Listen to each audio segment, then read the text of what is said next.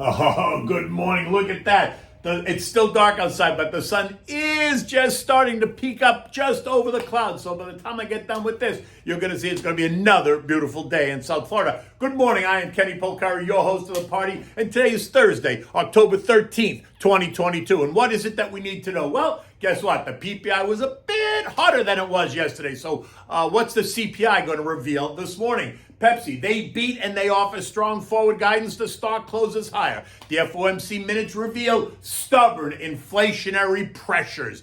Delta Airline reported this morning and they beat on the revenue line. BlackRock, Walgreens Boots Alliance, and Domino's Pizzas are all up next. AMAT.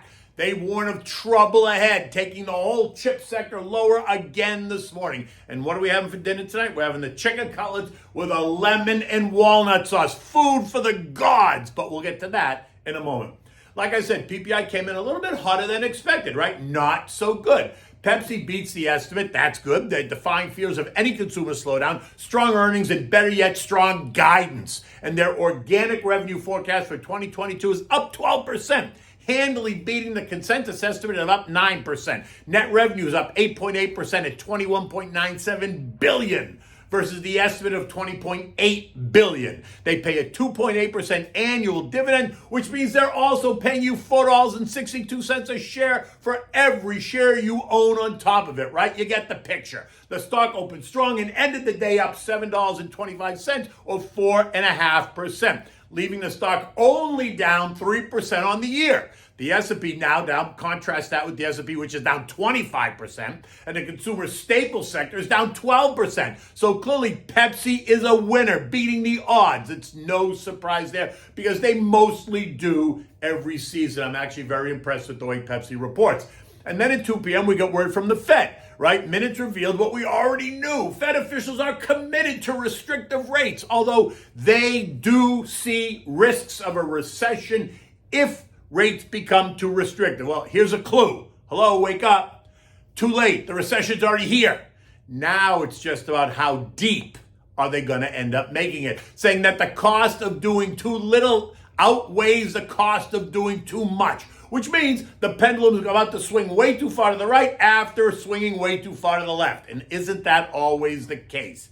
They overstimulated for 13 years of zero rates and bond buying, and now they're going to over-restrict to try and cover up the mess that they created, and then the bell rang. And the day was over. The Dow ending the day down 28 points. The S&P lost 11, creating another new closing 2022 low at 3577.03. This new low created in the last 7 minutes of the trading day. And I say that because had it happened sooner, my gut tells me that it would have closed even lower. But time ran out. Today's another day. Let's see what happens. And futures are up this morning, so let's just see. The NASDAQ yesterday fell 9 points, and the Russell lost 3, while the transports actually gained 78. And then we have all these other organizations trying to chime in, right? You got the International Monetary Fund lowering their global growth forecast, saying that 2023 is going to feel like a recession. Okay, for millions of people around the world. Okay, that's true. But they're then telling the Fed, they are telling the Fed to stop their rate increases, while the United Nations is now calling on the Fed and other central banks around the world to suspend rate increases in favor of public spending, right? So that's interesting. Since when does the United Nations drive monetary policy around the world? And since when does the UN vote to increase public spending? I mean, anyone have any thoughts on this? In any event, oil pulled back by $2 after U.S. Energy Department cut their outlook, and after OPEC slashed their own projections as well, citing the coming recession and ongoing COVID-19 containment measures that Gigi continues to think is helping, justifying their reasons for their production cuts. The group of nations, OPEC, right? Remember, they cut their fourth quarter demand by 900,000 barrels per day, plus they cut the forecast needed for their own production by 440,000 barrels per day, which equates to 1.3 million barrels per day. So why do you say they cut production by 2 million barrels? Well, simple, because if they cut supply even more than the drop in demand, they will ensure that demand will always outstrip available supply, and that will keep prices up, not down. So then you ask, well, why did prices fall yesterday? Again, that's kind of a simple answer. The headline is suggesting that the drop in demand is going to come from a deeper recession.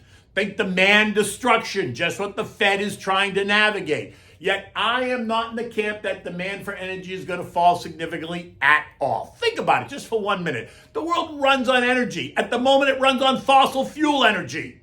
And that's not changing anytime soon, at least not in my lifetime, right? We're going to transition, but we're not getting out of fossil fuel by the time I die. And by the way, have you seen what's going on in Europe? They have an energy problem after Angela Merkel put all of their eggs in one basket. Think Russian energy supply, right? Which now is cut off. So I'm of the opinion that energy is just one of those places you want to be now and next year. And energy is not just oil per se. It's coal, it's natural gas, it's nuclear, right? Just a thought. It's renewables too, but I'm talking about kind of old school energy. Overnight, oil tested support at 87.09 and bounced. It's now trading up 24 cents at 87.52 a barrel, leaving it in the 87.10.93 trading range, right? A failure to hold the line here could see oil drop to the mid-80s, again on the ongoing recession story. But that will only embolden OPEC to stick to their plan. But today's a new day, and guess what? U.S. futures are up, but up less than they were just an hour ago when I started writing this. At 6:30 in the morning, Dow futures are up 120 points, S&P's up 16, the Nasdaq's up 23, the Russell's up 10. More inflation data is on deck today. The Consumer Price Index, which is due out at 8:30, and the expectations is for it to show an increase of 0.2% month over month on the top line. And if you take out food and energy, it's expected to be up even more, 0.4% month over month, which isn't a positive since food and energy are considered the most volatile components. So taking them out, you would hope for inflation to fall, but that's not what's happening. Inflation continues to go higher. Year over year reports expect an increase of 8.1% on the top line and 6.5% if you take out the food and energy, right? Leaving inflation at 40-year highs, which explains the latest Fed comments and the fact that no matter what the read is today, rates are going to rise by 75 basis points on November 2nd and possibly again in December. But we'll talk more about that in the weeks ahead. In addition, we're going to get initial jobless claims, 225,000. That's up over last week. And continuing claims of 1.365 million, also up over last week, right? And that's a negative. We're due to get earnings from Delta Airlines, and they reported in revenues a big beat. The forecast is strong. They expect to hit their target of $4 billion in free cash flow, right? The stock is quoted up 2.2% in the pre-market. But remember, it's down 38% year to date. So, a bounce of 2.2% is good, but let's not overdo it. Next up is BlackRock and Domino's Pizza. Let's see what they have to say about the current state of affairs. Is it good, bad, or cautious?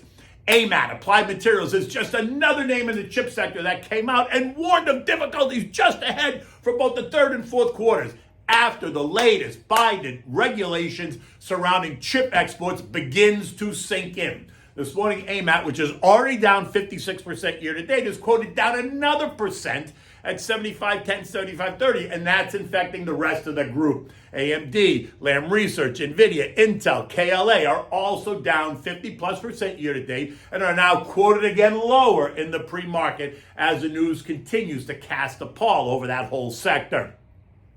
The dollar index continues to trade near the highs, 113, and it's up 3% since last week. It's under a little bit of pressure this morning, more profit-taking than anything else as dollar traders assess the latest Fed commentary and the direction of interest rates, which will drive the move higher in the dollar. Gold up $4 at $16.80 an ounce, leaving it in the $16.50, $17.25 trading range. Nothing really to say there, right? We would expect those the dollar gets stronger, that maybe gold's going to back off a bit. Dollar gets weaker, gold will rally. U.S. Treasuries are up, and that does make sense based on what we heard from the Fed yesterday, right? But we might see them back off a bit today if earnings and the CPI don't spook investors. So just sit tight. European stocks are all a bit higher this morning. UK bond markets are also showing signs of recovery after the chaos 2 weeks ago as the Bank of England ramped up its bond purchases to try to calm it down, doing more to stabilize the market before the Friday deadline, which, by the way, is still unclear. Is it a deadline or not? If the BOE steps aside on Friday, then it becomes a government issue, right? So let's see how this plays out. At 6:30 this morning, European markets are all up by about 0.2 to 0.5% across the board. The S&P closed last night at 3577, down 11 points, piercing the September 30th low of 3585, which sets us up for a new conversation. Can it hold on to that level that found so much resistance back in the fall of 2020 or not? You would hope it could. I hope it can.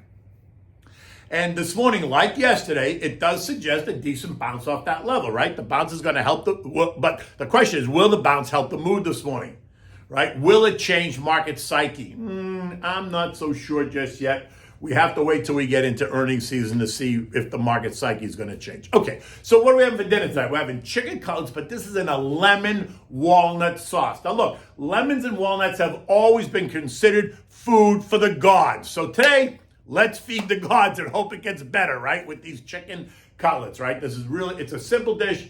It's different, not something you might think of making, but once you make it, it's going to be a family favorite. So you need boneless, thin, pounded thin chicken breast. And if you can't get them pounded thin, just take them home and you pound them yourself, right? You need flour, olive oil. I use butter naturally.